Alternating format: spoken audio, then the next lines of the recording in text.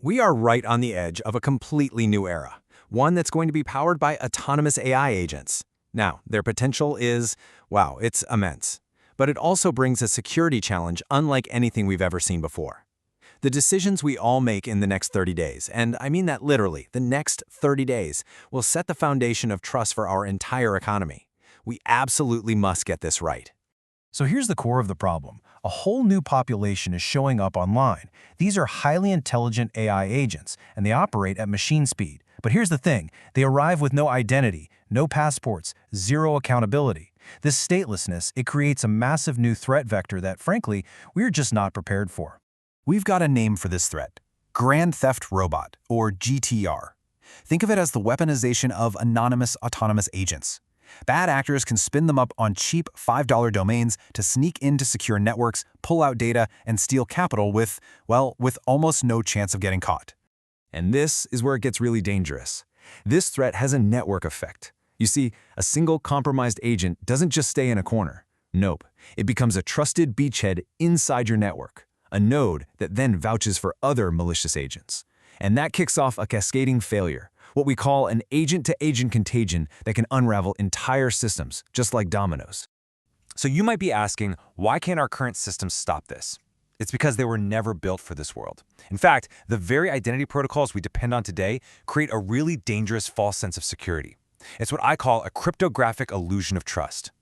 Let me be absolutely clear here. The automated methods we use for web security right now, they are fundamentally, completely incompatible with federal security requirements for this new agentic economy. They are fatal to the NIST Zero Trust mandate, that core principle that demands strict, explicit verification for every single request, no exceptions. And here's the critical difference. On the left, that's what we have now, domain control validation. All it proves is that you can control a domain name for a few minutes, even a disposable one you just bought. But on the right, that's what we need: organizational identity verification. This proves the entity behind the agent is a real, legitimate, legally accountable organization. One is a magic trick, the other is the bedrock of actual trust. Look how easy this is. It's a 4-step exploit. An attacker registers a burner domain, they pass the automated check, get a perfect little certificate. Your systems see that valid certificate, think, okay, this agent is legit, and they open the door. But when that agent wreaks havoc, the audit trail leads nowhere. A dead end, an anonymous domain. Accountability becomes structurally impossible.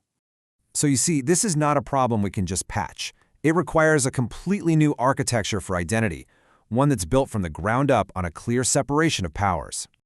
Okay, let's put them side by side.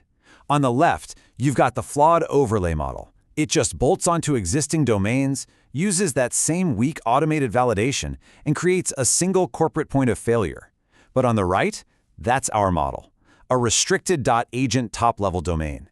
It's a brand new, sovereign namespace that mandates human-led legal vetting and anchors its trust in the decentralized multi-stakeholder ICANN root zone, the very system that governs the entire internet. And this is the part I really want you to hear. We're not talking about another layer on a broken foundation. We are proposing an entirely new neighborhood on the internet where an agent can't even get a key to the front door until its legal accountability has been proven. The namespace itself is the security gate.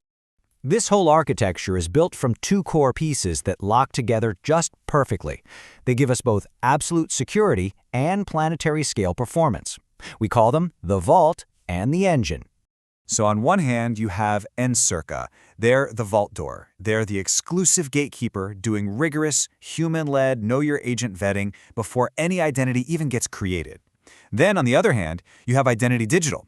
They are the V8 engine, the back-end registry running the dumb pipes, but with the pure industrial strength power to handle 60 billion queries a day. You get security and scale locked in together. And when I say rigorous vetting, this is what I mean.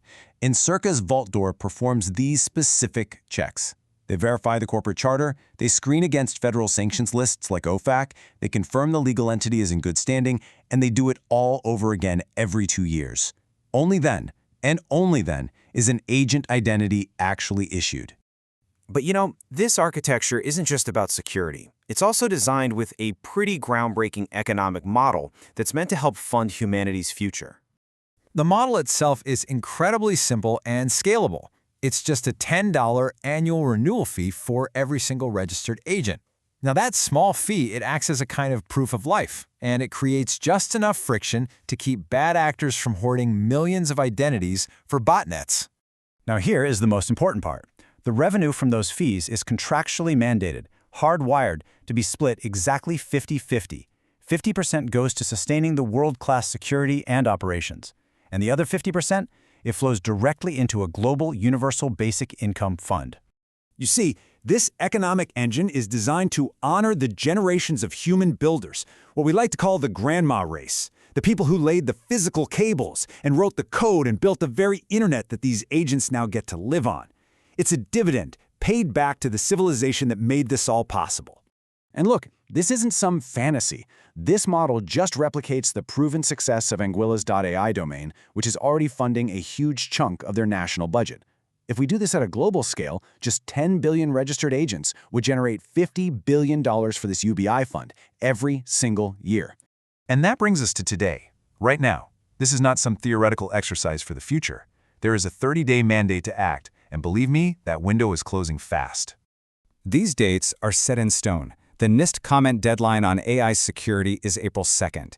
The ICANN application window for new top-level domains opens April 30th. This is our one shot to secure this critical piece of infrastructure. Our strategy is to file for what's called a Community Priority Evaluation with ICANN. It's a process that allows a unified, NIST-aligned security community like us to secure the .agent namespace, which would shut out all other commercial applicants and let us avoid a crazy multi-million-dollar auction. To make this happen, we have to show ICANN that we represent the definitive global community for AI agent security. And that's where you come in. Your participation, your organization's signature on the .agent Association Charter directly strengthens our application. It makes our collective success possible. The agents are already here. They're coming online as we speak. So the only real question left is whether they're going to operate in a verified, accountable, human-bound namespace. Will you help us build the trust infrastructure for the next civilization?